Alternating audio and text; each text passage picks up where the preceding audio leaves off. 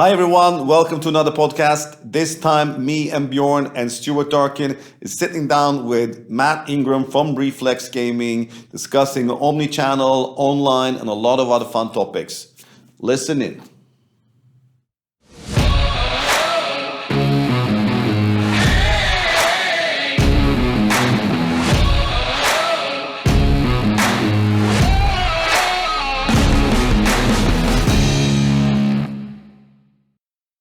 Hello and welcome to this latest episode in the What's Up Yggdrasil series of podcasts.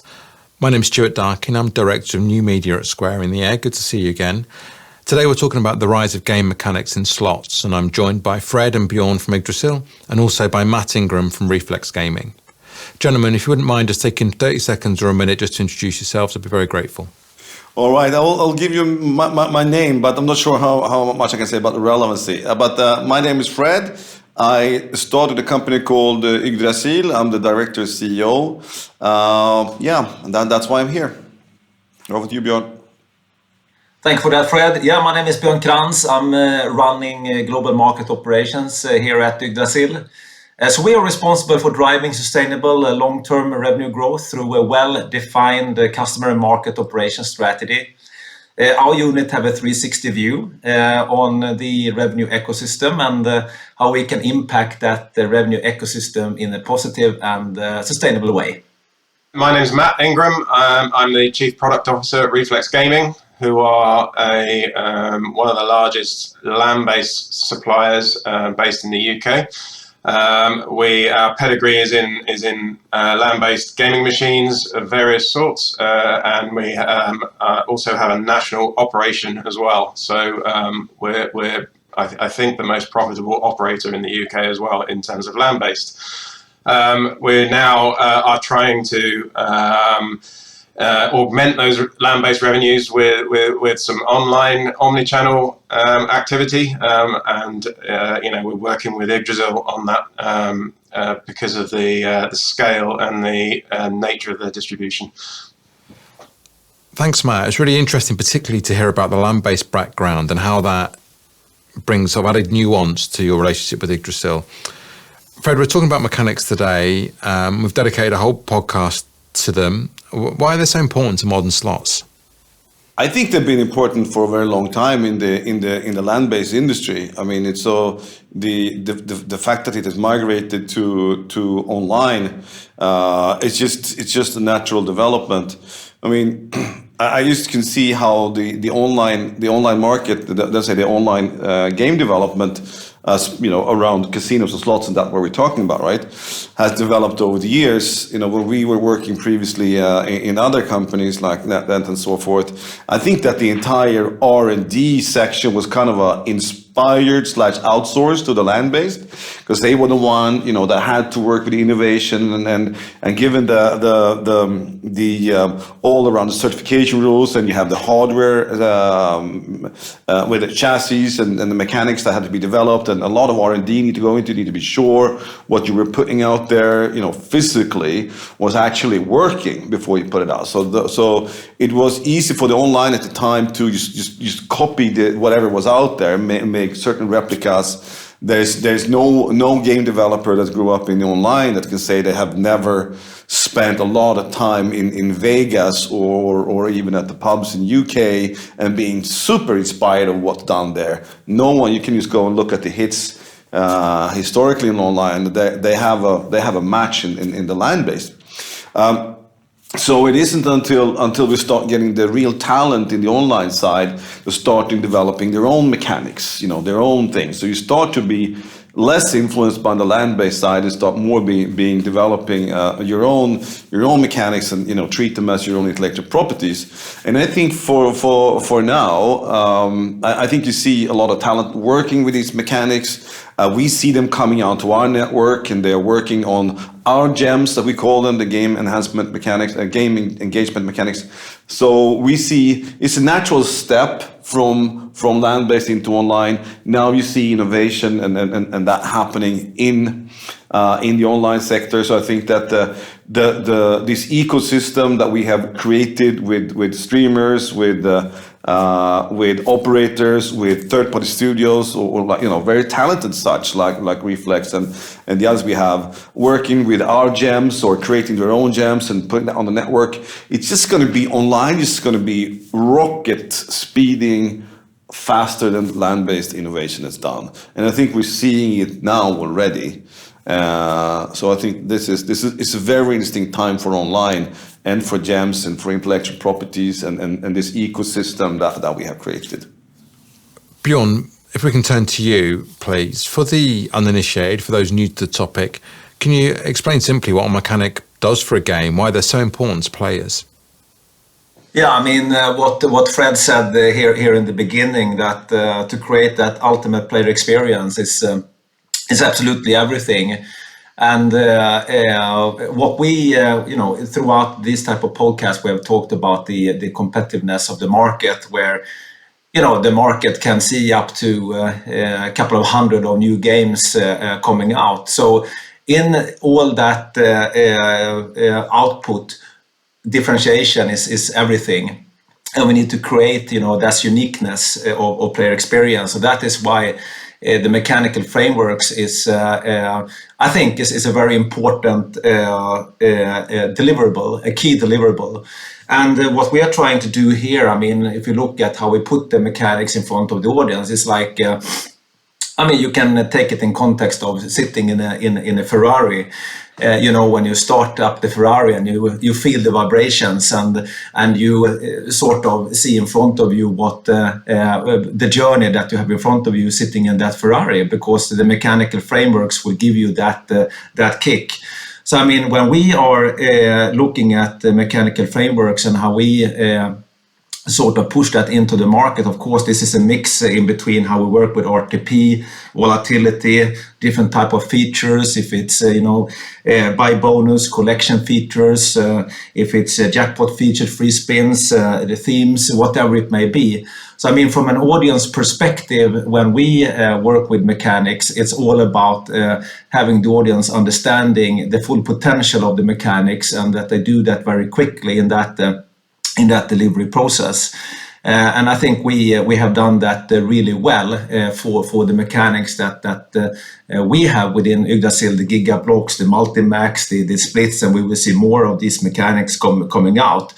So, I mean, when you work with the communication of these mechanics, when you build up the IP and brand awareness, of course, you build up a fan club as well. And that fan club will then search for that mechanical framework. So if we talk about, again, the general delivery in the market with hundreds of new games, it's very tough, to get the full differentiation. But a mechanical framework, if you search for Gigablox, you can do, hundreds of Gigablox games, or hundreds of splits games, or hundreds of Multimax games, or whatever. So you build up a library of mechanical frameworks that is important for the audience to understand that this is what these mechanical frameworks are standing for from a player experience perspective.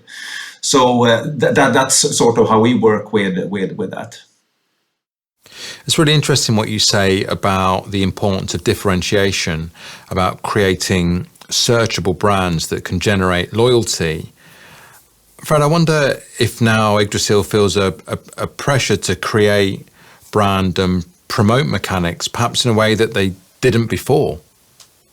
Yeah, no, but this is we started actually we started doing that, but it was the attempt was we kind of lost in it. I remember when we launched a game called Jungle Books, which was based on the Rudyard Kipling story, but we call it Jungle Books, and we launched it at ICE. I can't remember what year it was. Could it be 2018 even, or something like that? It was launched with, Jungle Books Fusion Realms. And the thing is when we took the decision on this, because I was thinking this is going to be it, we're going to be working on this, mechanics people are going to like with them, we can do series on this mechanics. That was the idea. And Fusion Realms was not really good name, but just saying that the reels are changing between spins, and there's things happening on the reels or in the game that will make these things change. Driven by characters, if Mowgli came in, it brought a new feature, and then Bagheera went out, and Snake came in, and so forth. I think the issue there was that first of all, it was a waste game from the beginning, and then someone in production said, no, we need to add more wild, so it's better with alliance games. And we didn't have that kind of a control of that. We just had an idea. We thought it was going to work, but then with the organization growing and the recruitment going crazy, you kind of lost a little bit track. I think that we lost a bit track on that part, got lost in the creation of a bigger company and teams and recruitment and scalability and so forth. We thought we had that nailed because we were growing like crazy, and that was a natural development. So we launched Fusion Realms, I think it's 2018 on ice, as a first attempt. But then we just kept on, the whole roadmap was more around developing new mechanics, like a kind of a spaghetti strategy. You get a new mechanic, throw it on the wall, see if it sticks.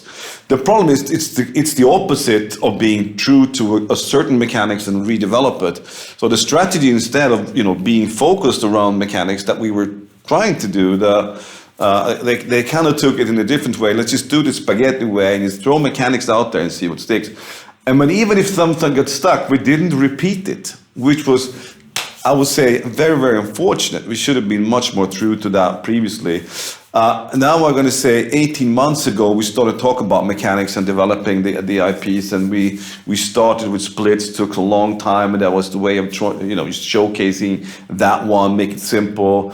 We started to build in, and that's going to come as well later, as you see. We start to build in user experience guidelines in the mechanics, because the mechanics itself is just a mechanical way of how the math is being implemented and how the client is working, and the game server is forcing the client to work. But I think we're going to see more is that you build in guidelines for the exact user experience and you attach that to a mechanic. So you have not only mechanics, you have almost like you trademark the user experience.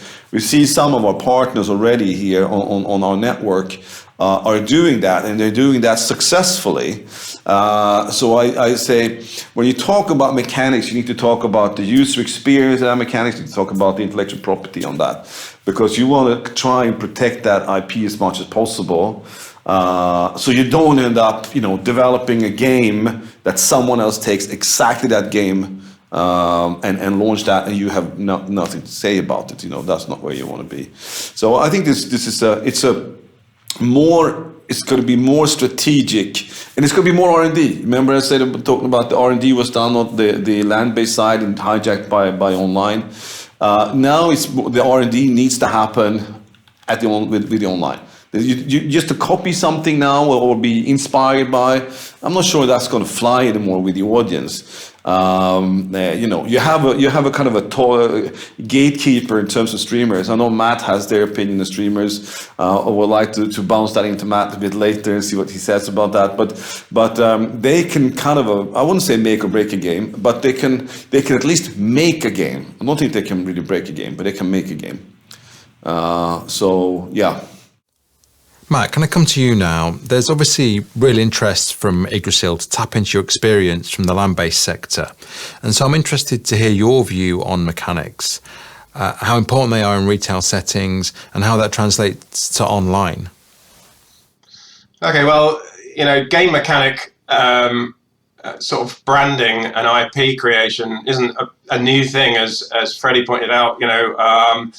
Companies like WMS were doing this 10, 15 years ago, and that's what kind of really got me into slot games, actually, is the thing I loved about those WMS games, those G+ Deluxe games, those Hot Super Respin games, is that they weren't particularly sophisticated in their presentation, but they had an amazing hook in them, and that hook is what we're now calling game engagement mechanics, right? And they branded them, they called them Hot Super Respin, and players could recognize that mechanic across a bunch of different game releases. And that opposed to, say, the kind of IGT approach in those days, which was, as you pointed out, big brands, massive brands, and those were the things that made all the noise at the ice shows. But actually, for me, game mechanics were the far more engaging and important things, because branding a sort of a big sort of TV or movie brand is really just a veneer on top of the game underneath, and it doesn't protect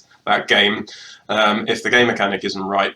And going back to Freddie's kind of car analogy, we're using the Ferrari analogy. I think it was Freddie or Bjorn, whichever. It was Bjorn, I think. He's the one with the Ferrari, as far as I can tell. Right, okay.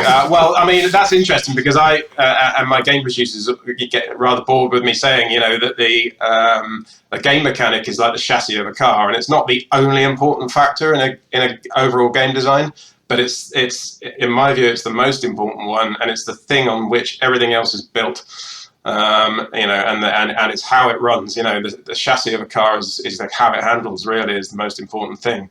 And Reflex have always liked to try different types of game mechanic. We've experimented, often in the land-based arena, and because our pedigree is in that land-based sector, we've naturally gravitated towards certain kinds of game mechanics that work well within our legislative framework, particularly with our stakes and prizes restrictions, and that tends to mean that you do a certain type of game mechanic because it works well in that structure, and perhaps not use other types of game mechanic that don't work so well.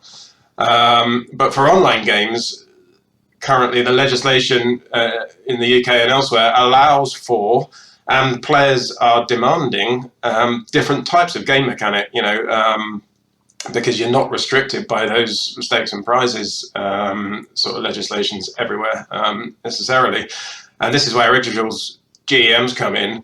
That not only are they online focused, which is a great thing, but they also have, your game mechanics have momentum in the marketplace. Due to previous use by Yggdrasil themselves, but also expanding that to partners in the Masters program. But the other sort of nice thing about them is that they haven't been overused yet. They're still unlike some other game mechanics. They're still fresh and exciting and interesting, and this makes them very attractive to us. Because we want to see what we can do with them as well. I noted that you mentioned stake restrictions with reference to operating in the land-based sector. Fred, given the ongoing conversation about stake restrictions and online, and we've touched on it on other podcasts, how much can Yggdrasil learn from Reflex about that experience of operating under such restrictions?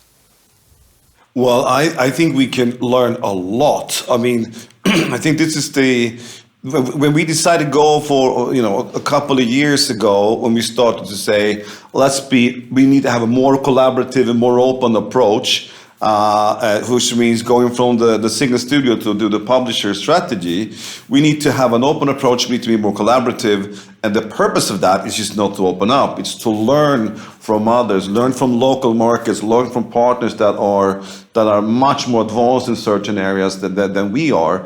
And this is a typical example of that. When we know who they are, we started our partnership together. With Reflex and Matt, with his vast experience from Inspires and previously, and then bring that into this business that he's done successfully.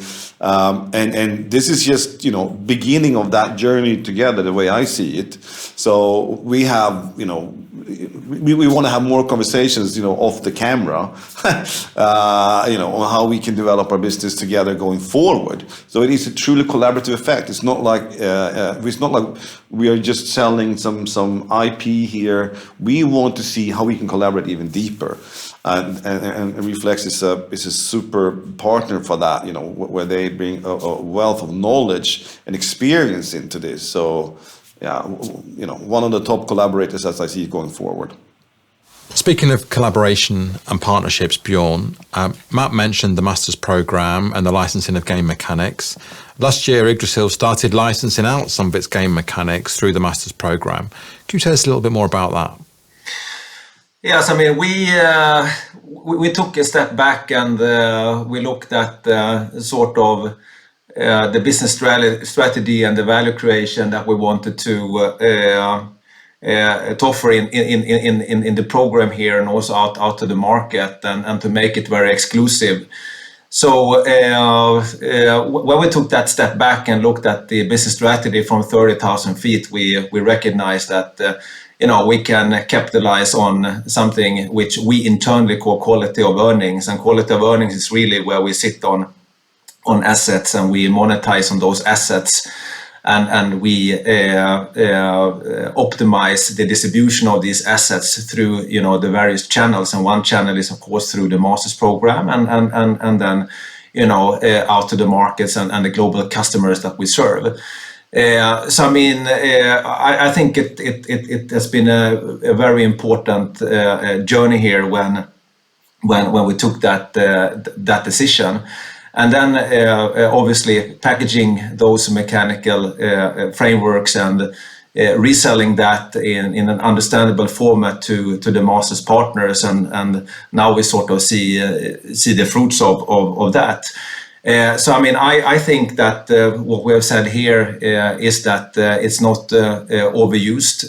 It's a gap in the market for many of these mechanical frameworks. We are very serious about building an IP and mechanical brand awareness, and if we can extend that collaboration to our Masters partners, and we together in the total program can make this exclusive and build let's say a very strong fan club around these mechanical frameworks that is accessible for our partners in the program, and obviously what we're doing internally. I think this is benefiting everyone. And how many games can we build on a certain mechanical frameworks? I mean, no one can tell, but I can tell you that it's thousands and thousands of games out there. But we have a couple of Gigablox games. We have a few of the other mechanical games out there. So I mean, there is a huge opportunity for us to build and to grow that part of the market together with our partners. And it's a win-win, because we know that these are very high-performing mechanical frameworks. They perform really well. So I mean, everyone will enjoy not only to build a game on the framework, but of course the performance is higher through the network. So it's a win-win on that performance. So I think we go hand in hand there, and we truly have an exciting ride together here on that aspect. Bjorn said there, Fred, about mechanics as brand creation. And I wondered if Yggdrasil plans to revisit some of its older slots in a way that a lot of developers have. Yeah. Take one of those strong native brands and perhaps bolt a new mechanic like Gigablox onto it for the market to take in afresh. You know what? Gigablox is one of them. I'm gonna say we're gonna do both. When I say both, I will tell you first one and then the other. So the first thing is, yes, you might see that some of our kind of a brand IPs in terms of games might get a release on some of the mechanics. That's going to happen. You're also going to see that we have actually developed. Games. If I just look at our numbers, and I see certain games that we have done that has a few games based on the same mechanics, but we never really packaged the mechanics there. We have to really package that. So I think what you can expect to see going forward is one of our absolute best performers that we have, which is a jackpot game. It's a progressive jackpot game. It's a local progressive jackpot game, which can be linked as well if we decided to do that. And I think we're going to package that and let our partners and even ourselves develop more games on that that progressive engine, which is going to be very, very strong offer. It's going to be a super strong offer to offer a super proven jackpot mechanics that still has flexibility in how you can elaborate with it. Because this is what we have done historically. We just used that engine and created various games on that one, but we never really labeled it. So which is just, we've been very good in creating stuff. We're pretty poor in packaging it, to be honest, and marketing it.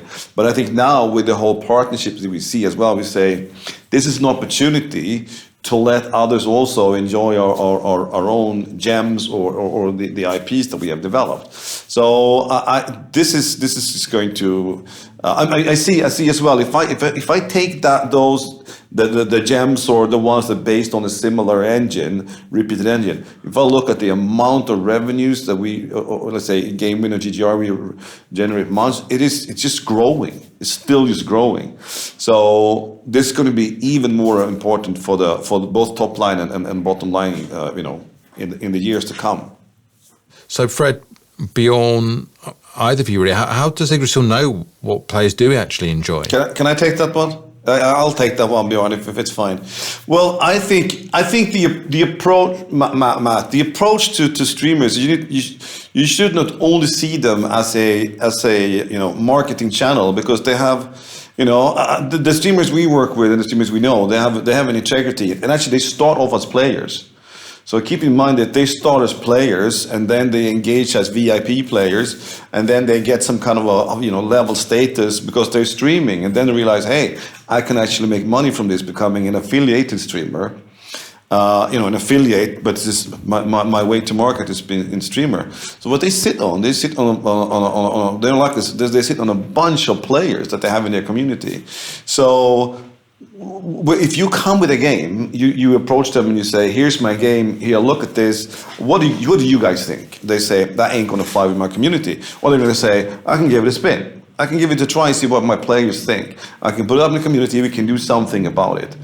And so that's how we approached it from the beginning. So it was more like a lessons learned, you try something. And so it's not like you go out and you buy banners on the internet and say, and you hope you can see the clicks and you see the data there. So it's more of a soft data development, so to say. You see, you engage, you try things. It's at the end of the day, it's a collaborative effect. Some streamers might have an audience, but you have more or less appetite for your products than others. Yeah. So I think the best thing is just to try it out. We'll be happy to bring that on board. It's part of it. Well, Bjorn's team there, they have excellent relationship with this.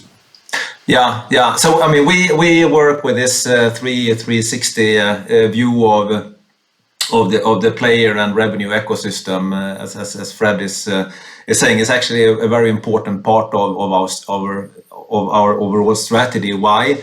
Because of the competitiveness that is out there. So, I mean, we need to be in control. We need to make sure that we can work with a push and pull effect, as we call it, and exactly as Fred mentioned here. I mean, the streamers sit on a unique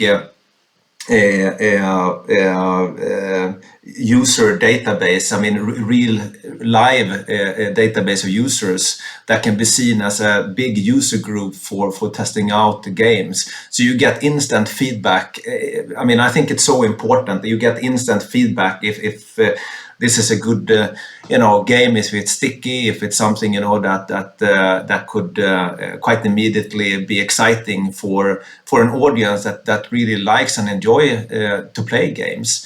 And when it comes to the play stats, it's quite exciting development that is happening out there in the streaming community, because just quite recently there was really nothing. We talked about streamers and we knew that theoretical value could be there because of the feedback, and you get the feedback and you can feed that feedback into the sort of the product development process, and then see, okay, how do we want to tweak this? Do we need to change anything because of that feedback? But now there is a few companies out there that is actually working with pure analytics on the streaming community. Now we're talking about airtime, airtime of games. You can see peak from different type of streamers from different type of markets, because certain games have a certain stickiness, maybe not on a global level but on a local level, and how is the streamer then the peaks of airtime during peak hours from these streamers, how is that affecting sort of the bet levels? And you can see the correlation when you get the statistics from from a streamer streaming a game. And you can see that might have a spillover effect to another streamer, and it's a huge peak. And then you look in another BI database, and you see that again the effect on the performance actually went up. Not only that day and a few days after, but actually it's not sort of dropping when they stop playing the game. It's actually built an awareness and tailing off on a little bit of a high level. So it has an effect, and I think that. How we see it in a way is that we would love if these players are making an early decision on the game, when they are going to the commercial operators site, and we want them to search for these games because they get a little bit of an pre-awareness, if I can say so. So that is sort of the push and pull effect, that we build up the game brand awareness, and then that is linking in to gameplay.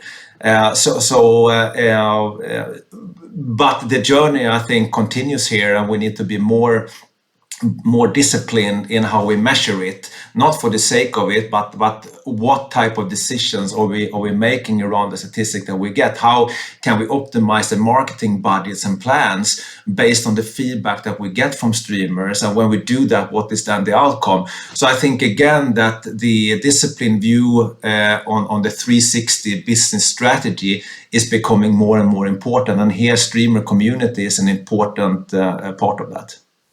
So to move on from streamers, Bjorn, I'd like to ask you about the operator relationship and how the changes in ways that games are promoted has affected the conversation between Yggdrasil and operators. How does that collaboration work now? We have a very tight collaboration with all of our operators. It's obviously a very important part for us to better understand the players' real needs, and that we have feedback sessions, and those feedback sessions is then transparently shared with our development and roadmap guys, so they can take that into account. When we decide on the roadmap and what goes into the roadmap, the operators specifically decide in what direction we are going. I think it's more of a collaborative more than this is the way you need to go, because we have a lot of experience as well, and we have a lot of BI, and as we have talked about in this podcast, we have a 360 view on sort of the player community. So it's more of what type of player segments are we addressing here, which markets do we want to address, and what is specific for these player groups and markets. And of course, again, this feedback sessions with operators is very important. Then we have a very clear product strategy. We work well in advance with the product strategy, and we always come back to the product strategy and fine tune and refine and see, are we still where we want to be with it, or is it anything that we feel that we need to change in order to optimize and maximize the potential for hit games, or what we want to do on gamification, or features or functions, or whatever it may be. Then when we have that product, then we have set that product strategy, that is obviously again aligned with stakeholders, and one of these stakeholding groups is again the operator segment, and then we start to do sort of the conceptual stuff leading up to some type of a math prototype, which also is aligned, and where we have user group forums and feedback sessions, and then it goes into the bin, or it goes into production. And talking about the mechanical frameworks here, that follows sort of the same process. But now, obviously, with the mechanical framework focus and part of the business strategy, I would say that a larger part of the total roadmap will consist of mechanical framework inclusions, which is absolutely natural. So we will use our BI, and we will use all these feedback sessions and the feedback from Matt and his team, and what they see and what they hear, always to fine tune. But at the end, it's a very tight collaboration here between us and the stakeholders in order for us to not guess. We do, as Matt said, trying to do as informative decisions as we can, and we build that through this 360 view in all aspects of the influencers and stakeholders that can affect the roadmap for us. Fred, I sense you're chomping at the bit somewhat to talk about RTP. Yeah. I wonder how you'd feel about an RTP of 88% on an Yggdrasil slot. Oh, horrible. But the thing is this, we came from the kind of a rebellious online, do what they did land-based and do it a little bit better, more fun, started up in some Java, then in some Flash, and now everything is like mobile nowadays. So we come from that, but now we see more of a, omni-channel is getting for real now, right? It's getting more and more possibilities, and more regulations are coming. So with more regulations, there are going to be more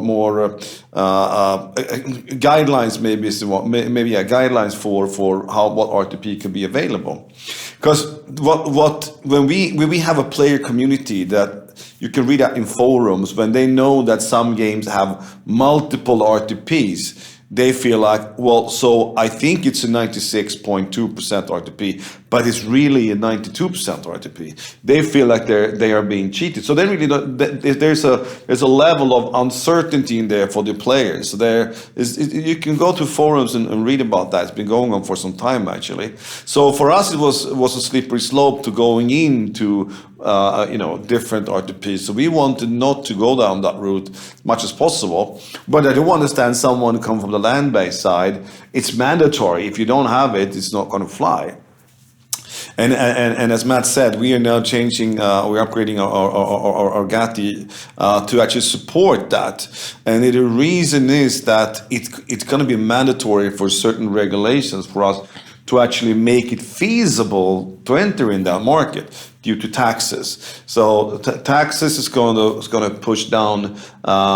Someone needs to pay the taxes, and ultimately it's going to be the player. That's just how it is. Otherwise, there's going to be zero money left for the value chain to split. So that's my. I think it's going to be, as a supplier and as an operator, I think it needs to be super clear. What RTP are you playing? So it can't be hidden in the game rules. It needs to be more visible somewhere. That's just my player thinking here. And I don't want it to be something that the operator can dynamically change. Hey, now it's Friday night. Let's go and do 92, and now it's Monday morning. Let's switch to 96. I want us to be a bit in control of that still. Because it's ultimately our own games that they're playing, so we have a reputation on the line, actually. Yeah, I fully. When we talk about this, we have a responsibility to the players, and we talk a lot about the seamless player experience. And if we do not control it exactly as Fred is saying here, we can have one operator with 96 and another operator with 94 and another operator with 91. That is for the same game. That may not be in the product strategy for that particular market. So I think it's also extremely important that we have the flexibility of different RTPs in order to cope for certain dynamics in regulated markets, but in that multiple RTP strategy within regulated markets, we need to be in control of the experience. So we need to set that. I think that is a very important statement. Stuart, if I could just come back on some of the points that Freddie just made. The two things I'd say is, firstly, how high you can set the RTP is sometimes a function of the level of play that you get. So, in an online game, you'll get 1 million plays a day, quite happily, if you've got good distribution. And so, with a high RTP, you're going to hit that RTP in fairly short thrift, but actually on a machine a machine which operates in kind of splendid isolation, you're not going to get 1 million plays a day, right? So you can't have the RTP so high, because you'll go long stretches where you're not making any money, and so it's a kind of a function of the level of VTP, as we call it, which is turnover. So that's the one point I'd make, which is a significant difference between the land-based and online sectors.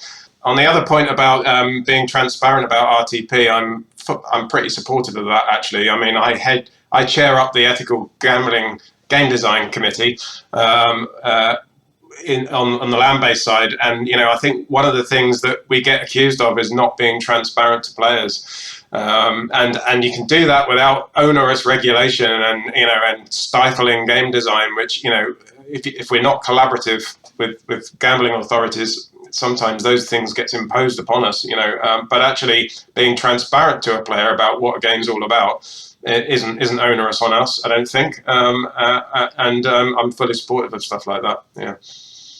Cool.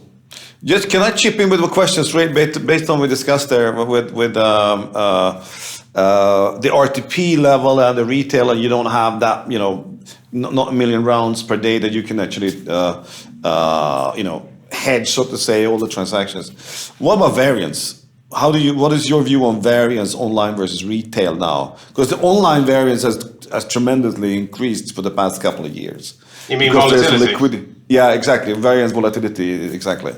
Yeah, so I mean, it's a weird one, actually. This is probably a much lengthier conversation, but volatility is something that, high volatility games appeal to core players, VIPs, very experienced players who want a bit of spice in their game.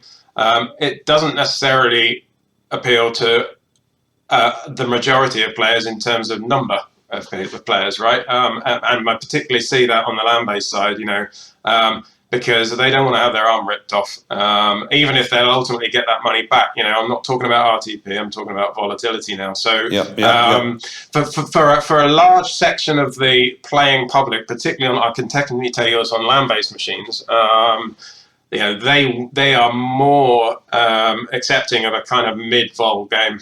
And that's where we come from, with our online stuff as well. I'd love to have the support of core players and some of those guys that really know what they're talking about, because I'd love that kind of feedback. But also, I want to appeal to as many people as I can, and that doesn't necessarily mean that you have to make a vanilla product that is boring and uninteresting. In fact, quite the reverse. It needs to be interesting to play, but perhaps the things that push those guys' buttons are different to the VIP players, and I'm cognizant of that, certainly. So one follow question on the third little part here in this trinity, which is the max bet, and it's been changing in UK, and that probably has affected you. So with the lowering of the max bet, there's probably a few players that don't play anymore because it's not worth it. Do you see that the potentially the math profile, the volatility of the game, the math profile, and the RTP will change due to that? Will you develop different games, since potentially a part of your customers are actually not playing that anymore? Yeah, that only really affected category B2 games, which is kind of fixed odds betting games. It didn't really affect slots that much in the UK. But if that happens, if that sort of legislation comes in online in the UK, which it may do at some point, then yeah, it could affect the kind of volatility that you might want to try and attract those players that would have otherwise staked higher. The difficulty is if that also comes in stapled to a cap on the maximum win, then there's only so much volatility you can put in there and still create an interesting game. And so in the land-based side, for some time now, we've been kind of working under this framework of a stake cap, but also a maximum win cap. And so the volatility is if you pick a category B3 slot in the bookies, it's a £2 max stake and a £500 max win. Yeah. So, you can take from that what you will, but, you're not going to get the huge wins that you get from some online slots. And if that comes to online as well, then, obviously we're all going to have to start working under that framework for online as well. But Reflex will be quite well placed, I think, if that does happen. Do you think it will affect channelization in UK? Affect what, sorry? Overall channelization. Do you think there will more players? More VIP high rolls. Well, do you think they will find other ways to play outside? Yeah, maybe. It depends why they're gambling, I suppose, and what they enjoy. That is a possibility. There might be a kind of backlash against it when it first comes in, and then gradually those guys come back because actually they really enjoy that kind of gaming, and they've just got to get their head around, perhaps doing it at a lower level of staking or whatever. I think what's happened in the bookies in the UK is there was a sort of a lull when that category B2 got made illegal, but actually most of that players probably come back into B3 slots. Or it's gone online, I guess, in some cases. But if it then happens online, where will they go? I don't know. I suppose the worry is, and one of the bits of feedback to the UK GC has been that those gamers will go outside of the UK or even to black market operators, which is obviously not the intent of that piece of legislation. So we just have to be a bit careful, about stuff like that, I think. Good. Can I just bring one quick question as well? Again, sorry, Stuart, but since this discussion is just going in for me very interesting developments here. Do you have problem with counterfeit, that someone is ripping your games completely outside of your platform? I'm talking mainly I'm talking online now. I don't think you can expect that for retail. It's going to be very visible, but for online. Have you encountered UKGC tapping on your door saying your game is over there? Why is it? And it's like, it's not our games. I haven't come across that online. Okay. We sometimes have had people copying our game mechanics or our themes or something like that. Sure. But full inspiration. Well, quite, and it could be argued that that's a flattery of some sort. I suppose you've done something right if they want to copy it. And I don't get too kind of exercised about that sort of stuff because it's very difficult under European or UK law to protect mechanics from plagiarism. It's so easy to get around that. So I tend not to get too worried about that. I haven't yet come across kind of someone misrepresenting our brand yet. I hope that doesn't happen, but that hasn't been something that I've come across. I think it's a future big problem. Not maybe we've seen it where Bjorn used to work before and myself used before, and we've seen it already happening now. So I think it's a future problem, and it's driven by certain regulations that's for creating a kind of a toxic player environment, and you see players walking away to something they think it is, same, but it isn't. Yeah, I can see how it happens. But let's see. Let's not go to beat to the regulator in this podcast as well, because we had one where we've been bashing them pretty hard. We actually like regulations. I think from my end, just chipping in a couple of seconds here, what Fred is saying. I think for us, it's extremely important that we anyway can maintain protection of our IP. I mean, IP at the end is our bread and butter, and part of the assets that sweat and tears, that we have been putting in building and promoting and making all this made aware to the player communities. I mean, we where we can, we are fighting it hard. And as Fred mentioned, I mean, historically, I mean, you have been to some trade shows and you have been saying to someone, have you seen our latest roadmap? And the response could have been, yeah, but we have had those games for 2 years now, and we have not even been in the market, So we call that cloning, and of course that is a no-go.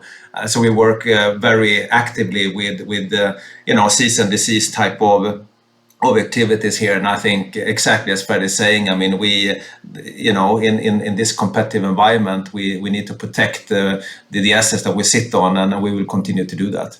Yeah, if you can protect it, you should. I agree. I agree. Yeah, it's just that sometimes the law doesn't allow you to protect the things that you really want to protect. I mean, trademarking and stuff is straightforward, but game mechanics are more difficult, I think. Yeah, no, that's true. Mechanics is one thing, but I think the counterfeit or the cloning, that's a different thing.